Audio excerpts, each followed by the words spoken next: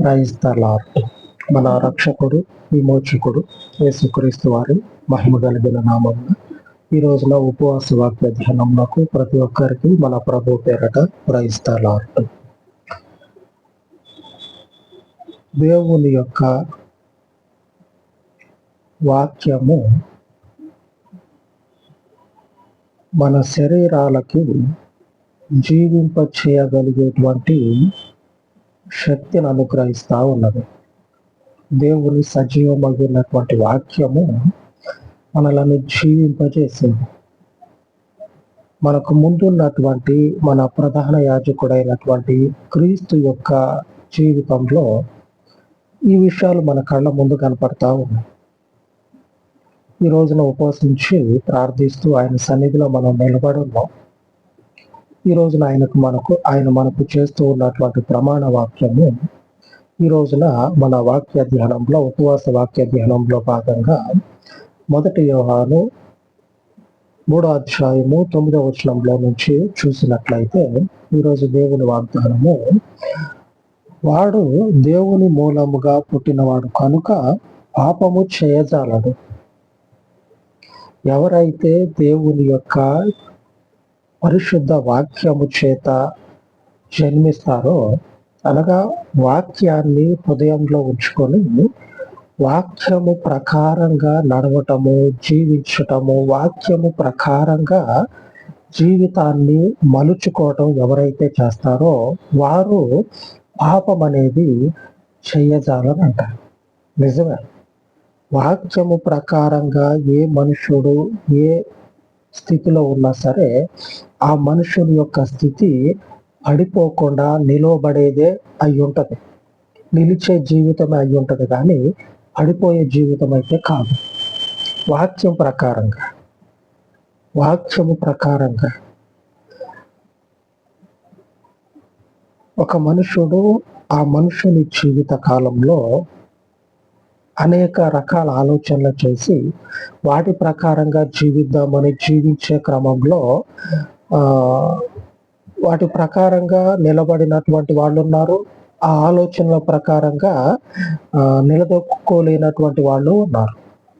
కానీ ప్రభు యొక్క పరిశుద్ధ వాగ్దానము సెలవిస్తూ ఉంది, వాడు పాపం చేయడు. పాపం అనేది మనిషి మీద లేకపోతే ఈ లోకము మనల్ని ఏమి కూడా చేయలేదు. ఆమేన్. దేవునికి స్తోత్రం. మనలని తనకు పరిశుద్ధ జనాంగంగా ఎంచి ఈ లోకంలో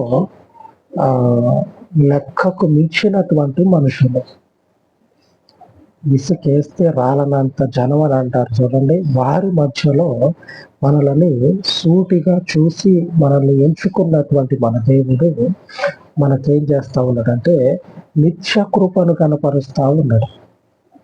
మీ మీద పాపం కనుక ఉంటే ఏమవుతారంటే మీరు లోకానికి బందీలైపోతారు.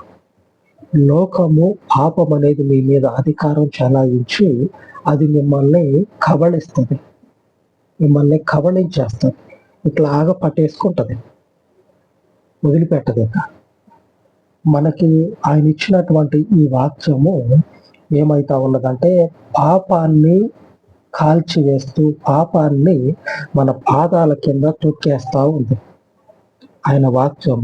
ఎందుకంటే ఆ వాక్యము ప్రకారంగా మనము ఎప్పుడైతే నిలుస్తామో, జీవించటం మొదలు పెడతామో, అప్పుడు మనము ఈ లోకంలో ఉన్నటువంటి బంధించబడేటువంటి పరిస్థితులు ఏవైతే ఉంటాయో వాటినన్నిటిని కూడా వాక్యము చేత జయించే వారముగా ఉన్నాం.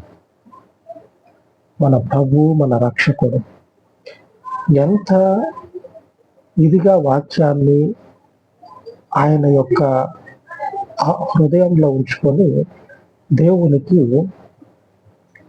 నీతిమంతుడిగా పరిశుద్ధుడిగా కనపరుచుకున్నాడో చూడండి ఒకసారి. హెబ్రీయులకు రాసిన పత్రిక 5వ అధ్యాయము 7వ వచనంలో రాయబడినది, శరీరధారి అయి ఉన్న దినములలో మహారోదనముతోనూ కన్నీళ్లతోనూ తన్ను మరణము నుండి రక్షింపగల వానికి ప్రార్థనలను యాచనలను సమర్పించి భయభక్తులు కలిగి ఉన్నందున ఆయన అంగీకరింపబడేను. యేసు ప్రభు వారు దేవుణ్ణి యాచిస్తా ఉన్నాడట. మహారోదనముతోటి కన్నీళ్లతోటి యాచించటం, అడుక్కోవటం దేవుణ్ణి యేసు ప్రభు వారు అడుగుతా ఉన్నాడు. శరీరధారి అయి ఉన్న రోజుల్లో, అనగా మరణానికి ముందు జీవితంలో యేసు ప్రభు వారు తండ్రి దేవుని యొద్ద భయభక్తులు కనపరిచి వాక్యానుసారముగా జీవించినట్లు కనపడతా ఉంది. వాక్యానుసారముగా ప్రభువుని వెంబడించినట్లు, తండ్రి దేవుణ్ణి వెంబడించినట్లు మనకి కనపడతా ఉన్నది జీవితం. ప్రభువైన యేసుక్రీస్తు వారి జీవితము మన తండ్రి దేవునికి భయభక్తులు కలిగి ఉన్నట్లు మనం చూస్తా ఉన్నాం. ఈ జీవితము మనకు అవసరం. ఉపవాసం ఉండి దేవుని సన్నిధిలో కన్నీరు కార్చుకుంటా, యాచిస్తా, భయభక్తులు దేవునికి చూపించుకుంటా మనం నడుచుకుంటా ఉంటాం కదా. ఇట్లాగా ఈ శరీరంతో ఆయన సన్నిధిలో నిలిచిన ప్రతిసారి కూడా ఆ బీజము, ఆ వాక్యము ఏదైతే ఉందో ఆ వాక్యము మనల్ని ఆయన సన్నిధిలో తగ్గించేటువంటి స్థితిని అనుగ్రహించడంతో పాటుగా మనల్ని ఈ లోకపు పాపం ఏదైతే ఉందో, మన మీద ఉన్నటువంటి దోషం ఏదైతే ఉందో దాని నుంచి మనల్ని రక్షిస్తా ఉంది. యేసు ప్రభు వారి మీద మరణం అనేది వచ్చి పడ్డది కదా. వచ్చి పడిన తర్వాత అందరికిలాగే ఈయన, అందరికిలాగానే ఈ మనగాడు కూడా అని అనుకున్నారు శాస్త్రులు, పరిసయ్యులు. అలాగనే యూదా మతంలో ప్రవీణులైనటువంటి వారు ఉంటది కదా, పేరెళ్ళినటువంటి సేవకులు అందరు అనుకున్నారు, ఇదంతా నిన్న మొన్న కనిపించారు మనకి, అట్లాంటి బాబతే ఈ ముచ్చట కూడా, అటువంటి మనిషే ఈ మనిషి కూడా అని యేసు ప్రభు వారి జీవితంలో తోలనాడారు, అనరాని మాట్లాడినారు. యేసు ప్రభు వారి ముందు నిలబడే ఏదో నిన్న మొన్న అంటివి కదా, ఏదో చెప్పిన కదా, నిన్న మొన్న పెద్ద పెద్ద డైలాగులు చెప్పిన కదా, దిగు సిలువ మీద నుంచి దిగి చూద్దాం అని చెప్పనని హేళన చేశారు. ముఖం మీద మూసారు, గుద్దారు ముఖం మీద. ఇన్ని జరిగినాయి. కానీ పాపపు చేయనటువంటి మనుషుడు మరణానికి ఏ రకమైనటువంటి అధికారం ఉంటుంది? పాపం చేయడు. క్రీస్తు యొక్క దేవుని యొక్క వాక్యము క్రీస్తులో ఉన్నది కాబట్టి ఆ క్రీస్తు శరీరధారిగా ఉన్న రోజుల్లో పాపం అనేది చేయాల. కనుక ఆయనకి ఈ లోకపు శాపము, పాపము ఏదైతే ఉందో దానికి అధికారం లేదు. మనము ఎప్పుడైతే పాపానికి బానిసలముగా, దాసులముగా మారతామో అప్పుడు మన యొక్క సర్వ జీవితం, మన సర్వస్వం కూడా ఆ పాపానికి చిక్కుకుంటుంది, పాపానికి లోనవుతుంది. మన సర్వస్వం, మన జీవితం, మన ఆత్మ ఆ పాపానికి బందీ అయిపోతుంది. అప్పుడు అదేం చేస్తుంది అంటే మన మీద అధికారం చెలాయిస్తుంది. ఏ రీతిగా అయినా సరే మన జీవితాన్ని మలిపేసి ముగించేస్తాడు. ఆ పాపానికి ప్రభువు మీద అధికారం లేదు. ఎందుకు లేదంటే ఆయన రక్షింపగలిగినటువంటి దేవుని సన్నిధిలో నిలిచి ఆ బీజం ఏదైతే ఉందో, వాక్యము మనకు సెలవిచ్చినట్లు ఆ జీవమైనటువంటి దేవుని యొక్క పరిశుద్ధ బీజం ఏదైతే ఉందో ఆ బీజము ప్రభువైన యేసులో ఉన్నది కాబట్టి ఆ వాక్యమే ఆయనని మరణము నుంచి రక్షిస్తావు. ఆయన వాక్యము మనలో ఉంటే మనం పాపం చేయం. పాపం అనేది మనలో లేకపోతే దేనికి కూడా మన మీద అధికారం లేదు. ఒక్క తండ్రి దేవునికి తప్పించి మరెవ్వడికి కూడా అధికారం లేదు. తండ్రి దేవుడు రక్షించి విసిరేస్తాడా? రక్షించినటువంటి దేవుడు క్షేమముగా ఆయన సన్నిధికి రప్పించుకుంటాడు. ఆమేన్. పరిశుద్ధుడైన పరలోకపు దేవునికి స్తోత్రము కలుగును గాక. రక్షించినటువంటి దేవుడు మనల్ని క్షేమంగా ఆయన సన్నిధికి రప్పించుకుంటాడు. తర్వాత వచనంలో చూసినట్లయితే ఆయన కుమారుడై యుండియు తాను పొందిన శ్రమల వలన విధేయతను నేర్చుకొనెను, మరియు ఆయన సంపూర్ణ సిద్ధి పొందినవాడై మెల్కీసెదెకు యొక్క క్రమంలో చేరిన ప్రధాన యాజకుడని దేవుని చేత పిలువబడి తనకు విధేయులైన వారికందరికీ నిత్య రక్షణకు కారకుడు ఆయన. ఈ నిత్య రక్షణ మనకు ఎక్కడి నుంచి వస్తా ఉన్నదంటే, దేవుని యొక్క జీవమగినటువంటి వాక్యము ఏదైతే ఉన్నదో, దేవుని యొక్క వాక్యము చేత మనం పుట్టినాం కదా. ఈ దేవుని యొక్క వాక్యము మనలో ఉన్నప్పుడు ఈ వాక్యము మనల్ని ఏం చేస్తుందంటే దినదినము కూడా మనల్ని జీవింపజేస్తుంది. ఆ వాక్యము చేతనే మనం పుట్టినాం. ఆ వాక్యము చేతనే పుట్టినటువంటి మనము దినదినము కూడా వృద్ధి అవుతా ఉన్నాం, ఎదుగుతా ఉన్నాం, దేవునిలో బలంగా నాటబడతా ఉన్నాం. మొదట్లోనేమో ఆయన వాక్యాన్ని విని హృదయంలో ఉంచుకున్నాం. ఆ వాక్యానుసారంగా నడిచేటప్పుడు మనం ఎలాగా నడుచుకోవాలో, ఎలాగ జీవించాలనో, ఈ లోకంలో మన జీవాన్ని ఎలాగ కాపాడుకోవాలో ఆ ఇవ్వబడినటువంటి వాక్యము చేతనే మనము నడిపించబడతా ఉన్నాం. ఆమేన్. దేవునికి మహిమ కలుగును గాక. దేవుని యొక్క సజీవమైనటువంటి ప్రమాణ వాక్యము సెలవిస్తా ఉంది, వాడు దేవుని మూలంగా పుట్టినవాడు కనుక పాపం చేయడు. యేసు ప్రభు వారు దేవుని మూలంగా పుట్టారు కనుక పాపానికి ఆయన మీద అధికారం లేదు. నేటి ఈ కడవరి దినాల్లో వాక్యము చేత జన్మించి వాక్యము చేత జీవించాల్సినటువంటి వారు ఎందరైతే వాక్యము చేత జీవించకుండా వెనుదిరుగుతూ ఉన్నారో వారి మీదకి ఈ లోకపు అధికారం అనేది వచ్చి వారిని పట్టుకొని బంధించి నిత్య నాశనానికి నడిపిస్తా ఉంది. చూసేటువంటి వారికేమో వీళ్ళేంద్రా ఇట్లాగా గొప్ప గొప్ప మాటలు చెప్పారు, కానీ వీరి జీవితాలు ఏంది ఇట్లాగా అయిపోతా ఉన్నాయని వాళ్ళకి కూడా చులకన అయిపోతా ఉంది.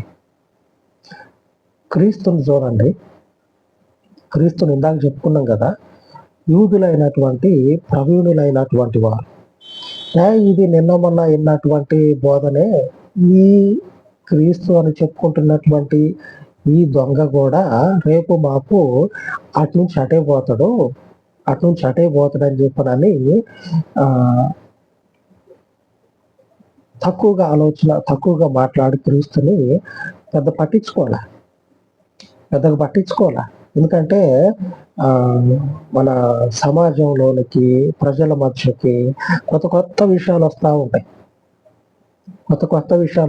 వచ్చినప్పుడు అందరికీ అనిపిస్తుంది, ఇది నిన్న మొన్న వాడు ఒకడు వచ్చి చెప్పిండు కదా, అది కూడా ఇది అని చెప్పాలని అట్లాగా ఆలోచన చేసి కొట్టిపారేశారు.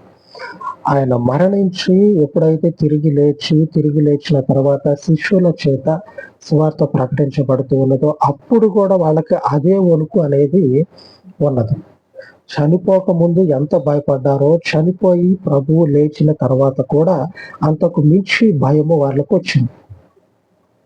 అంతకు ముందు లైట్ తీసుకున్నారు, ఇదేం ఉండదులే అని చెప్పనని పళ్ళు బయట పెట్టి నవ్వుకున్నారు. మనము జీవించాల్సినటువంటి వాక్యము మనల్ని ఏం చేస్తుందంటే నిత్య జీవానికి వారసులుగా చేస్తుంది.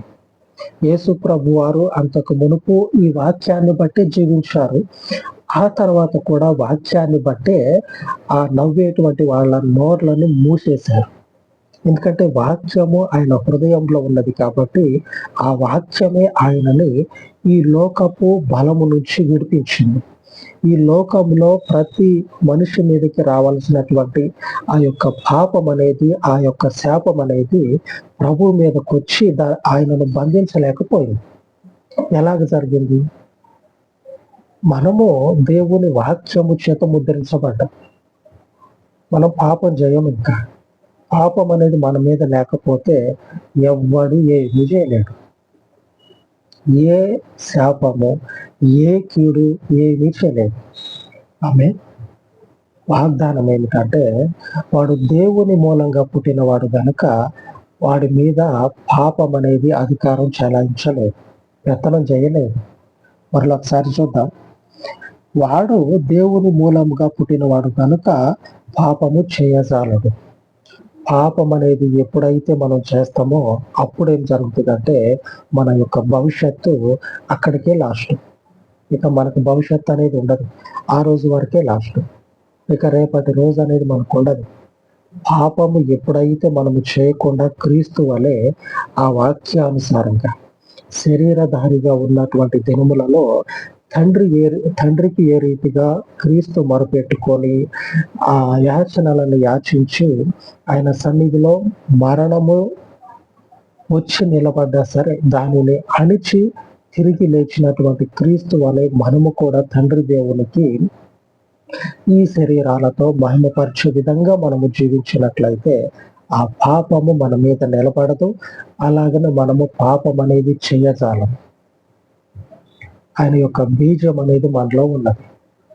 అనగా బీజం అంటే ఏమిటంటే దేవుని యొక్క వాక్యం. ఆ వాక్యము మనలో ఉన్నప్పుడు దేనికి కూడా మనము లోను కాము. మనల్ని మనం పాడు చేసుకునే విధంగా పాపానికి దాసులం కాము. అంతటి కృపను చూపించి మనకు సహాయం చేసే మన పరలోకపు దేవుని నామము నిత్యము సన్నుతించబడును గాక. ఆ సన్నుతించగలిగినటువంటి దేవునికి, ఆ రక్షించగలిగినటువంటి దేవునికి, మహిమపరచబడుటకు కారణమగినటువంటి పరలోకపు దేవునికి అలాగ ప్రార్థించుకుందాం. సర్వోన్నతుడైన తండ్రి, ఈ ఉదయ కాలమందు మీ పరిశుద్ధ పాదముల యొక్క ప్రార్థిస్తూ ఉండగా అయ్యా చెప్పబడినటువంటి వాక్యమును మీరు కట్టి ఫలింపచేయమని అర్థం చేసుకునేటువంటి జ్ఞానమును పరిశుద్ధాత్మ యొక్క సహవాసమును ఈ ప్రజలకు అనుగ్రహించి మీ పరిశుద్ధ జీవ వాక్యమును తండ్రి విత్తుచూ ఉండగా అనేకుల హృదయాలను వెలిగించమని వారి హృదయాలలో ఉన్నటువంటి అజ్ఞానమును అవిశ్వాసపు పొరలను తండ్రి రాల్చి మీ పరలోకపు శక్తి చేత వాక్యము చేత బలపరిచి నీ వాక్యము చేత తండ్రి పాపమును జయించుటకు బలపరచమని పునరుద్ధానుడా ఈ ఉపవాస వాక్యమును దీవించి ఆశీర్వదించమని అనేకులను తండ్రి మీ సన్నిధిలో పాపము లేని వారిగా స్థాపించమని అనేకులను తండ్రి మీ నిత్య రక్షణను పొందుకున్నట్లుగా సిద్ధపరచమని సమస్త ఘనతను మీకు ఆపాదించి మా రక్షకుడు మా విమోచకుడు యేసుక్రీస్తు మహిమ కలిగిన నామంలో ప్రార్థించి వేడుకొనిచున్నాను తండ్రి. ఆమేన్, ఆమేన్. సర్వోన్నతుడైన మన పరిశుద్ధుని కృప నిత్యము మనకు తోడైంది మనలను నడిపించును గాక. ఆమేన్, ఆమేన్.